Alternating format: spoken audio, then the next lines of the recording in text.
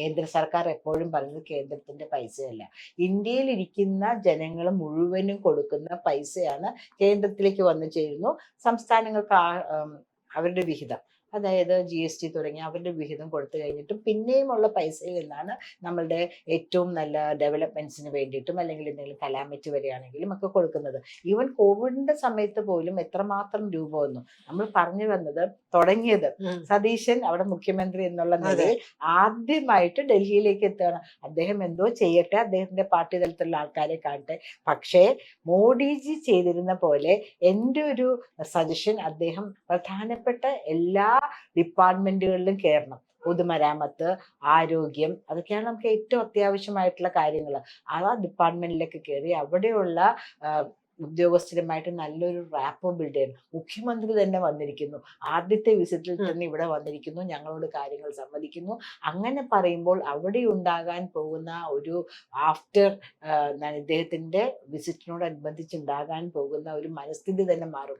കേരളവും മുഖ്യധാരയിലേക്ക് വരും. ഇപ്പൊ കേരളം മുഖ്യധാരയിലല്ല, ഏറ്റവും പുറകിലേക്ക് പിടിച്ചു വലിച്ചു നിർത്തിയിരിക്കുകയാണ്. കാരണം ഒരു കാര്യം പറഞ്ഞോട്ടെ പ്രജിത, എനിക്കിപ്പോ ഓർമ്മ വരുന്നത് നമ്മളുടെ അതായത് അച്യുതാനന്ദൻ മുഖ്യമന്ത്രിയായിരുന്ന സമയത്ത് ഒരു വലിയൊരു അതിവേഗ റോഡുകൾ എല്ലാ സ്ഥലത്തും, അടൽജി പ്രധാനമന്ത്രിയായിരുന്ന സമയത്ത് 4 വഴി പാത, അതിവേഗ പാത വരുത്തുവാനുള്ള ഗോൾഡൻ ക്വാഡ്രിലാറ്ററൽ എന്ന് പറഞ്ഞാൽ നമ്മൾ സേലത്ത് നിന്ന് കഴിഞ്ഞാൽ പിന്നെ അങ്ങോട്ടേക്ക് പറക്കാൻ നമുക്ക് ഭയങ്കര രസമാണ്. അപ്പൊ അച്യുതാനന്ദൻ പറയാ, അതിൻ്റെ ഒന്നും ആവശ്യമില്ല, ഇത്തിരി സമയം എടുത്ത് അവിടെ ചെന്നു എന്ന് പറഞ്ഞാൽ ഒന്നും നടക്കൂല. ആ പറഞ്ഞ ആൾക്കാരാണ് കേരളയിൽ കൂടെ കാശ് വരുന്നറിഞ്ഞപ്പോ എന്തുമാത്രം അപ്പം ചുടാനൊക്കെ പോയി. ഗോവിന്ദ മാഷ് പറഞ്ഞില്ല, അത് കയറി ഒരു സ്റ്റോപ്പിൽ നിന്ന് കയറി എറണാകുളത്ത് കൊണ്ടോ എവിടെയും കൊണ്ടുവന്ന് അപ്പം വിട്ട് അടുത്ത മണിക്കൂർ ട്രെയിനിൽ തിരിച്ചു പോകാനൊക്കെ. ഇവർക്ക് പുരോഗമനം ഇഷ്ടമല്ല. പുരോഗമനം ഉണ്ടാവുകയാണെങ്കിൽ ജയ് വിളിച്ച് ഇങ്കുലാബ് വിളിച്ച് നടക്കാൻ ആൾക്കാരില്ല. ഇവരുടെ മക്കളെ ആരെയും ഇവര് ഒരു പാർട്ടിയുടെ പ്രവർത്തനങ്ങൾക്ക് അയക്കുകയോ അടി കൊള്ളുകയോ ജയിലിൽ കിടക്കുകയോ ഒന്നും ചെയ്തിട്ടില്ലോ. ഇവരുടെ മുഖ്യമന്ത്രി ആയിരുന്ന സമയത്ത് പിണറായിയുടെ മകനും മകളും നല്ല വിദ്യാഭ്യാസം കൊടുത്തു, നല്ല നിലയിൽ പഠിപ്പിച്ചു. പക്ഷെ അവരെയൊന്നും ജയ് വിളിക്കാൻ അയച്ചിട്ടില്ല.